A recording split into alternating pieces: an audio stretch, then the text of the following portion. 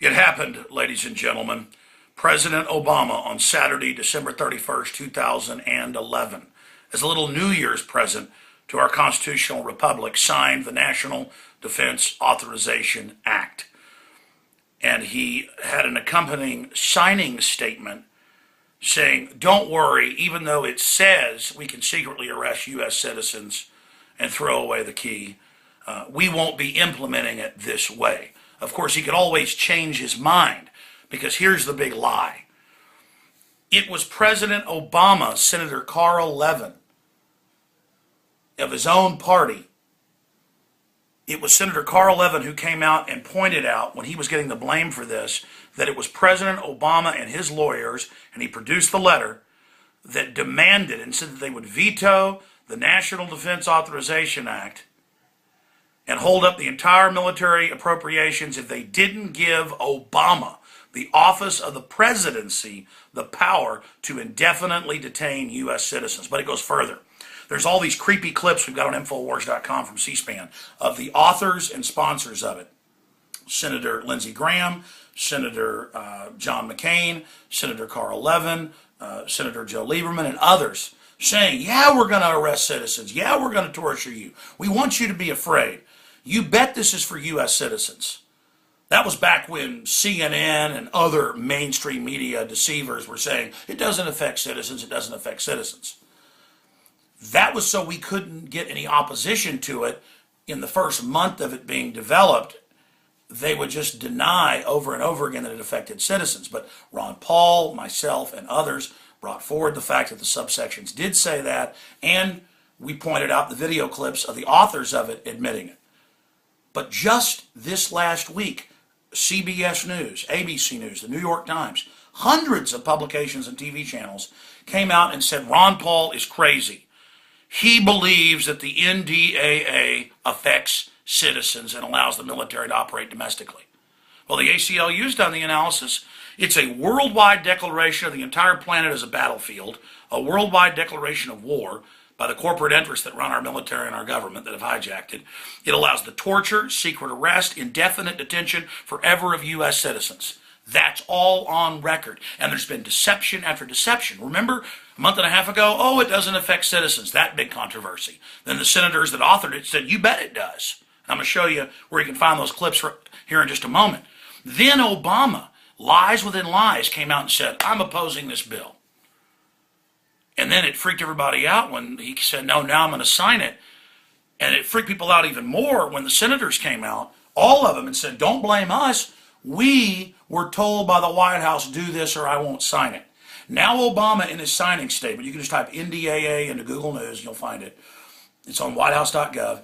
He said today in his signing statement that he doesn't like the indefinite detention part for citizens, but the Senate wanted it, so that's what they got, but that he's going to disregard that because he didn't want to hold up military appropriations, when he was the one that said he would hold it up if they didn't.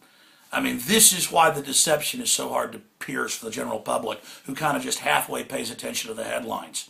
And the media propaganda is targeting those of you out there that really don't pay attention. Remember the Patriot Act? They said that wouldn't affect citizens and was only for terrorists. Now they use it in family violence cases and cases of people dealing marijuana thousands of times per state per year. Remember how they weren't going to spy on us without warrants. Now they just admit they are. Now the TSA's announced they're going to be at checkpoints all over the country, and they're actually running the checkpoints as we speak. This is a total takeover by criminal interests that have seized our nation, and they need to put this police-state grid in place to maintain and protect themselves from the public. The criminals need a tyranny in place so they can continue to get away with all the crimes they've committed. Now let me just briefly show you the facts right here. Number one, you've got the ACLU. This is just out today, December 31st, 2011, just a few hours ago. President Obama signs indefinite detention bill into law. And what do they say about it? They say clearly he has disgraced himself. You can read it right here. It says, today is a blight on his legacy because he will forever be known as the president who signed indefinite detention without charge or trial into law. And this is worldwide. And some said, oh, this isn't for citizens. Really, Obama's been killing U.S. citizens without a trial and setting the precedent and saying, oh, well, they're terrorists. But remember, the domestic Homeland Security documents we've gotten clearly states that the main focus is good old boys, conservatives, libertarians, gun owners, farmers, Amish. That's who the system's targeting. Now, here's Infowars.com. Obama administration demanded power to indefinitely detain U.S. citizens. Just type that in and you'll get this video with Carl Levin where he says, hey, during the debate, don't be blaming us for what happened. Are you aware that the White House demanded that we add the provision that it be U.S. citizens, and it does affect U.S. citizens? And then we've got all these countless other articles that have got the videos of the other senators in there getting super, super creepy, talking about how they're basically wanting to scare the American people.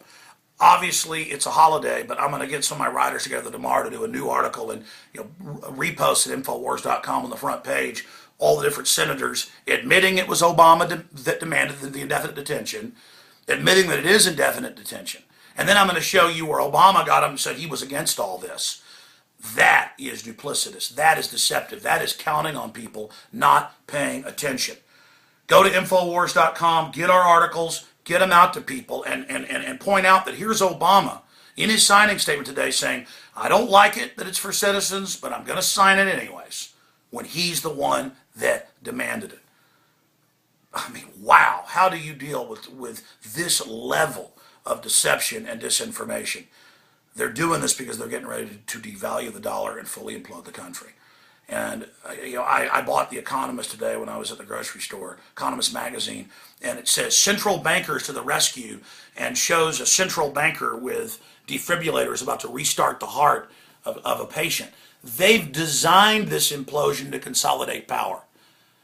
Every time things get worse, they get more power. Then it gets worse, they get more power. When the IMF and World Bank documents are public, how they plan to take over the U.S. and Europe and bankrupt it through derivatives.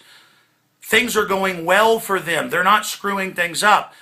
When Hitler was invading France, things were going well. That wasn't a screw up. They're taking over. They're destroying and overthrowing the republic. He said, this bill does go against our cherished values, but I'm still signing it. That's a quote in there. Go read a signing statement. Our cherished values. No, not our values, our law.